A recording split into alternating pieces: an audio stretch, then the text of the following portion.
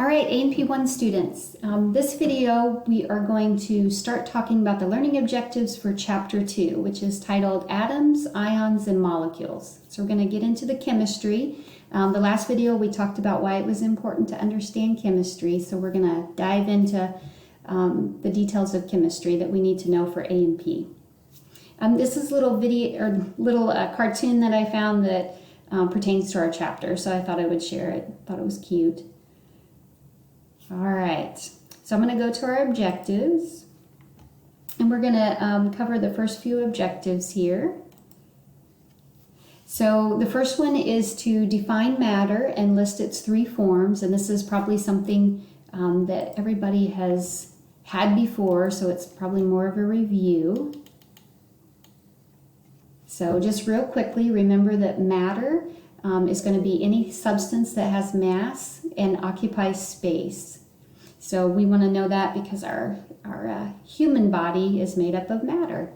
And then the matter that's in our human body, it can be in the form of solid, a liquid, or a gas. So just like we see solid things in our environment, liquid things, gaseous things, same way in the human body. So like the book gives some examples of what's considered solid in our human body. So like bone. Blood would be a good example of something that's liquid. And then when it comes to things that are matter that's in the gaseous form, it would be like oxygen and carbon dioxide. So, all right. So all of the matter in our world and in our human body, it's composed of atoms. So we want to be able to understand the structure of these atoms and how they're going to react with each other, so that way we can better understand how the body works. So our first, or our next objective, we're going to look at the common elements or atoms. I kind of use elements and atoms interchangeably. So we want to know the common ones that we're going to focus on in anatomy and physiology, and then also be familiar with what their chemical symbol is. So let me go to, they do have it in the periodic table. They've highlighted in different colors the common elements that are in the human body, or atoms. But they also have this like little table, which I think is helpful. So this shows the various elements that are in the human body that play a significant role in normal body processes. So these are the ones that you should be familiar with. And then here they put the chemical symbol associated with them. Sometimes they're really easy. You know, oxygen is O. You know, potassium, well, I guess potassium's not so. Sulfur is S. But there's some of them where they use the Latin term for them. So like potassium is K instead of P. So just be familiar with those chemical symbols, because we'll use those quite a bit, so we don't have to like write out the whole name of that particular element. And then we'll talk a little bit more about the significance of these. So they're all very significant because they all play a role in normal body processes.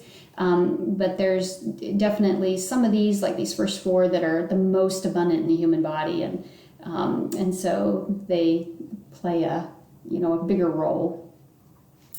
All right, so our next objective is to describe and differentiate among the subatomic particles that compose an atom. And again, this is probably more of a review, but always good to review the components of an atom. So if you remember, the protons, neutrons, and electrons are what makes up an atom. So there's a couple of things, so we want you to know those three subatomic particles, but we also want you to know their charge, or if they have a charge and what it is. And we also want you to know their location within an atom. So there's a picture that shows the location of the protons, neutrons, and electrons, and there's also a little box down here that helps. And then you also have it in the text as well. So I'm just going to use the picture because I like pictures, but you can also find the information below too. So there's different ways you can draw an atom, but this seems to be the way that the book uses, and I'll use this way too. And again, it's just a lot easier because you can actually visibly see all these little subatomic particles, whereas over here you can't. So, all right. So protons and the neutrons. Those are located in the nucleus of an atom. So the nucleus of the atom is that structure that's right in the center.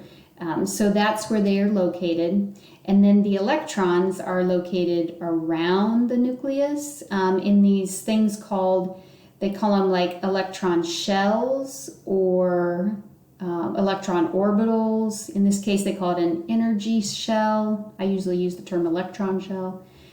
So that's where they're located, and they're constantly orbiting around the nucleus. So it kind of looks like they're just like these two just sit over here and this one just sits over there, but that's not the case. They're constantly moving around. They kind of orbit the nucleus just like, we orbit the sun. So, okay, so the protons, which are in the nucleus, they have a positive charge. So in this case, there's 8 of them. So there's like a +8 positive charge in this nucleus here.